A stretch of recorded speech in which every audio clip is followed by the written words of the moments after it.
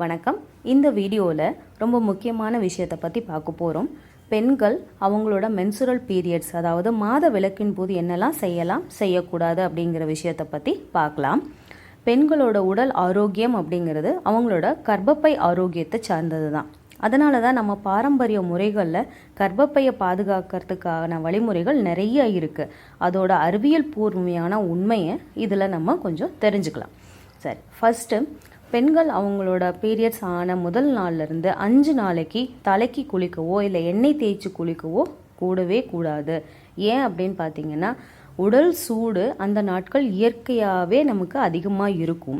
அந்த உடல் சூடு அதிகமாகும் போது தான் கர்ப்பப்பையிலிருந்து கழிவுகள் முழுசாக வெளியேறும். அதனால தான் நம்ம வைட்டல் ஃபோர்ஸ் என்ன பண்ணுன்னா, நேச்சுரலாகவே நம்ம பாடி டெம்பரேச்சரை கொஞ்சம் அதிகப்படுத்தி இருக்கும். நீங்கள் தலைக்கு குளிக்கும் போதோ இல்லை எண்ணெய் தேய்ச்சி குளிக்கும் போதோ அந்த சூடு குறைஞ்சிரும். அதனால் கழிவுகள் முழுசாக வெளியேறாமல் கர்ப்பப்பை சுவர்கள்லேயே தேங்கிறதுக்கான சான்சஸ் உண்டு.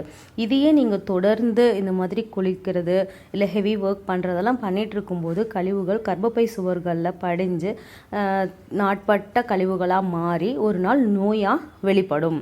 சரிங்களா? அந்த பிசிஓடி, நீர்க்கட்டி, சதை வளர்ச்சி, இந்த மாதிரி டிசைனாக பேர் சொல்கிறதெல்லாம் பார்த்தீங்கன்னா நாட்பட்ட தேங்கிய கழிவுகள் தான். அது நீங்கள் பண்ண இந்த சின்ன தவறுனால தான் நிகழ்ந்திருக்கு அப்படிங்கிற உண்மையை நீங்கள் தெரிஞ்சுக்கணும். சரிங்களா? அதனால் அந்த சூடு குறையாத அளவுக்கு நீங்கள் மேலோட்டமாக க்ளீன் பண்ணிக்கலாம். ஏன்னா நீங்கள் ஸ்கூலுக்கு போகலாம், இல்லை காலேஜ் போகலாம், வேலைக்கு போகிற பெண்களாக இருக்கலாம். நீங்கள் எங்கே எப்படி போனாலும் மேலோட்டமாக க்ளீன் பண்ணிவிட்டு உங்களோட ஆரோக்கியத்துக்கு மட்டும் முதல் ப்ரிஃபரன்ஸ் கொடுங்க. அதுக்கப்புறம் தான் மற்ற எல்லாமே. சரிங்களா? சரி, அடுத்து பார்த்தீங்க அப்படின்னா, அந்த கழிவுகள் வெளியேறும்போது நல்ல நமக்கு வெளியேறதுக்கு சான்சஸ் உண்டு. அதனால் நல்ல சத்தான ஆகாரங்கள் அப்போ எடுத்துக்கணும். அப்போது நீங்கள் என்ன பண்ணணும்னு பார்த்தீங்கன்னா, அந்த டைமில் நிறைய பழங்கள், காய்கறிகள், எள்ளெண்ணெய், கருப்பட்டி, கருப்பு உளுந்து கஞ்சி போன்ற இந்த பாரம்பரிய உணவுகள்லாம் நீங்கள் எடுத்துக்கணும். அப்போது நம்ம கர்ப்பப்பை நல்லா பலப்படும். கழிவுகள் எல்லாம் முழுசாக வெளியேறி நம்ம நல்ல சத்துக்களும் வெளியேறுது இல்லைங்களா, அதெல்லாம் ரீகெயின் பண்ணிக்கும். அதனால தான் அந்த காலத்தில் பார்த்திங்க அப்படின்னா தனியாக உட்கார வச்சுருவாங்க. இந்த மாதிரி காலையில் எழுந்த உடனே நல்லெண்ணெய் கொடுத்து கருப்பட்டி சாப்பிட வச்சு 3 நாளைக்கு உளுந்தங்கஞ்சி கொடுத்து அவங்களுக்கு குளிக்காமல் அதில் விளங்கி வெளியே அனுப்பாமல் நல்லா பார்த்துக்கிட்டாங்க. அதனால தான் பெண்கள் அந்த காலத்துலலாம் 60 வயசில் கூட குழந்தை பெறக்கூடிய சக்தி இருந்தவங்களாக இருந்தாங்க. இப்போ இதெல்லாம் நம்ம மறந்து போய் நம்மளோட லைஃப் ஸ்டைல் மாறினதுனால என்ன ஆச்சுன்னு பார்த்தீங்கன்னா, நம்மளோட ஆரோக்கியம் குறைஞ்சிக்கிட்டே வருது. சரிங்களா? இது உங்களோட லைஃப் ஸ்டைலுக்கு தகுந்த மாதிரி அட்லீஸ்ட் உடலை சூடை குறையாமல் பார்த்துக்கோங்க. நல்ல சத்தான ஆகாரங்கள் சாப்பிடுங்க. இன்னொன்று, ஹெவியான ஒர்க், லாங் ட்ராவல், டெய்லரிங் இந்த மாதிரி ஒர்க்கெல்லாம் இருக்கிறத பண்ணுறவங்களா இருந்தால் அதை அந்த நாட்களில் மட்டும் அவாய்ட் பண்ணிடுங்க. சரி, தேர்ட் ஒன், சானிடரி நாப்கின்ஸ். இப்போ எல்லோரும் 99% அதுதான் யூஸ் பண்ணிகிட்ருக்கோம். அதுதான் கன்வீனியண்ட்டாகவும் இருக்குது இல்லைங்களா?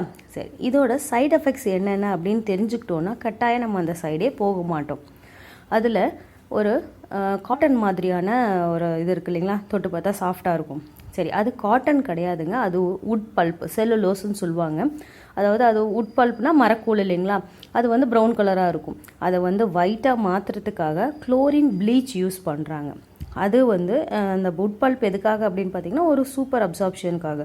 நமக்கு எல்லாமே அப்சர்வ் ஆகணும் இல்லைங்க, அந்த வேஸ்ட்டெல்லாம் ரொம்ப நேரம் அது ஸ்டே பண்ண வைக்கணும் அப்படிங்கிறது தான் இல்லைங்களா. சரி, இதனால் நமக்கு என்ன ப்ராப்ளம் அப்படின்னு பார்த்தீங்கன்னா, செர்விக்கல் கேன்சர் அப்படின்ற ஒரு நோய் உருவாகுது அப்படிங்கிறத கண்டுபிடிச்சிருக்காங்க. அடுத்து டயாக்சின் அண்ட் ரேயான் அப்படின்ற மாதிரி சிந்தட்டிக் மெட்டீரியல்ஸ் சில விஷயங்கள் அதில் யூஸ் பண்ணுறாங்க. அதனால் மல்டிபிள் டிசீசஸ் வர்றதுக்கு சான்சஸ் இருக்குது அப்படின்னு சொல்கிறாங்க. அடுத்து சிலிக்கான், பிளாஸ்டிக் பேப்பர்ஸ் எல்லாம் இந்த லீக் ஆகாமல் இருக்கிறதுக்காக அது சைடில் இருக்கும் கோட்டிங் மாதிரி. இப்போ அதனால் என்ன ஆகும்னு பார்த்தீங்கன்னா, நம்மளோட அந்த யூஸ் பண்ணுற ஏரியா இருக்குங்களா விஜய்னா, அதை சுற்றி இருக்கிற ஏரியாவில் இருக்கிற டெம்பரேச்சர் அதிகமாகும். அதனால் இன்ஃபர்டிலிட்டி வரைக்கும் கூட நமக்கு அந்த ப்ராப்ளம் வரலாம். ரீப்ரொடக்டிவிட்டி ஆர்கன் எல்லாமே டெம்பரேச்சர் அதிகமாகிறதுனால நமக்கு இன்ஃபர்டிலிட்டி ப்ராப்ளம் வர்றதுக்கான மெயின் ரீசன் இந்த சானிடரி நாப்கின்ஸ் தான் அப்படிங்கிறத சொல்கிறாங்க. அடுத்தது அதில் யூஸ் பண்ணுற டியோட்ரண்ட், அப்புறம் பெஸ்டிசைட்ஸு, ஸ்ப்ரே, இதெல்லாம் ஒரு பேட் ஸ்மெல்லை அவாய்ட் பண்ணுறதுக்காக அந்த நாப்கினில் யூஸ் பண்ணுவாங்க. இது என்ன ஆகும் இந்த ஸ்மெல் அப்படின்னு பார்த்தீங்கன்னா, நம்மளோட பிளட் ஸ்ட்ரீமில், அந்த வெஜைனா வழியாக உள்ளே போகிறதுனால அந்த ஸ்மெல் பிளட் ஸ்ட்ரீமில் டைரெக்டாக கலந்து உடம்புல இருக்கிற மற்ற ஆர்கனையும் எஃபெக்ட் பண்ணுது அப்படின்றத சொல்கிறாங்க. அடுத்தது தலேட்ஸ் அப்படின்ற இன்னொரு கெமிக்கல் அதில் யூஸ் பண்ணுறாங்க. இதனால் பயங்கரமான சைடு எஃபெக்ட் என்ன அப்படின்னு பார்த்தீங்கன்னா breast cancer and toxic shock syndrome அப்படின்ற நோய்கள் உருவாகுது அப்படின்னு சொல்கிறாங்க. ஸோ இந்த மாதிரி நாப்கின்ஸ் நம்ம யூஸ் பண்ணும்போது இத்தனை சைடு எஃபெக்ட் இருக்குது. இதை நம்ம காசு கொடுத்து வாங்கிட்டுருக்கோம். சரி, இதுக்கு ஆல்டர்னேட்டிவ் என்ன அப்படின்னு பார்த்தீங்கன்னா herbal napkins, pure cotton napkins, இது மாதிரி நீங்கள் கூகுளிங் பண்ணி பார்த்தீங்கன்னா உங்கள் ஏரியாவில் எங்கே கிடைக்குது அப்படிங்கிறத பற்றி தேடினீங்கன்னா கண்டிப்பாக கிடைக்கும். உங்களோட ஆரோக்கியம் உங்கள் கையில் தான் இருக்குது. தீதும் நன்றும் பிறர் தர வாரா. அதனால் உங்களோட ஆரோக்கியத்தை பேஸ் பண்ணி இதை ஒரு சில விஷயங்கள்லாம் தேடும்போது தான் உங்களுக்கு கிடைக்கும். அதனால் யாரும் அந்த இதை நாப்கின்ஸ் யூஸ் பண்ணவே கூடாதா அப்படியெல்லாம் கேட்க வேண்டாம். அதுக்கு ஆல்டர்னேட்டிவ் நிறையா இருக்குது, தேடி பாருங்கள், கிடைக்கும். சரி, அடுத்து பார்த்தீங்க அப்படின்னா சில கர்ப்பப்பை நோய்கள்னால சிலர் பாதிக்கப்பட்டிருக்கலாம். பிசிஓடியாக இருக்கலாம், இல்லை இன்ஃபர்டிலிட்டியாக இருக்கலாம், இல்லை ஓவர்ஃப்ளோ இருக்கலாம், உள்ள ஏதாவது கட்டி, இந்த மாதிரி சதை வளர்ச்சி எதாக இருந்தாலும் சரிங்க.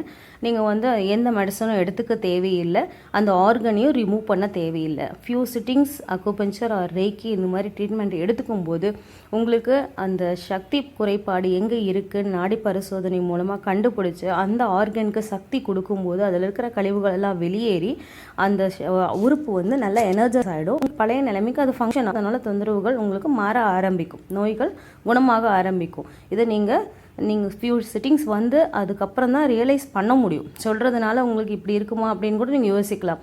பட் இதில் எந்த மெடிசனும் நாங்கள் கொடுக்க மாட்டோம், எந்த சைடு எஃபெக்டும் உங்களுக்கு கண்டிப்பாக கிடையாது. அதனால் நேச்சுரல் வே ஆஃப் லிவிங் அப்படின்னு வந்துட்டிங்கனாவே இந்த டிசீஸஸும் நீங்கள் அப்படி தான் கிளியர் பண்ணிக்கணும். சைடு எஃபெக்ட் இல்லாத, எந்த மருந்தும் இல்லாத ஒரு சில விஷயங்கள் நீங்கள் ஃபாலோ பண்ணும்போது தான் நீங்கள் அதை என்ஜாய் பண்ண முடியும். அந்த ஒவ்வொரு ஆர்கனும் நமக்கு முக்கியம். குறிப்பாக பெண்களுக்கு கர்ப்பப்பை அப்படிங்கிறது ரொம்பவே முக்கியம். அதோட வேலையை செஞ்சுக்கிட்டே இருந்தால் தான் நம்ம ஆரோக்கியமாகவே இருக்க முடியும். சரிங்களா? சரி, இந்த மாதிரி ஹெல்த் டிப்ஸ் இந்த சேனலில் நிறைய வந்துக்கிட்டே இருக்கும். ஃபஸ்ட் டைம் பார்க்குறவங்களா இருந்தால் சப்ஸ்கிரைப் பண்ணிக்கோங்க. இந்த வீடியோ யூஸ்ஃபுல்லாக இருந்தது அப்படின்னா லைக் அண்ட் ஷேர் பண்ணுங்கள். தேங்க்யூ.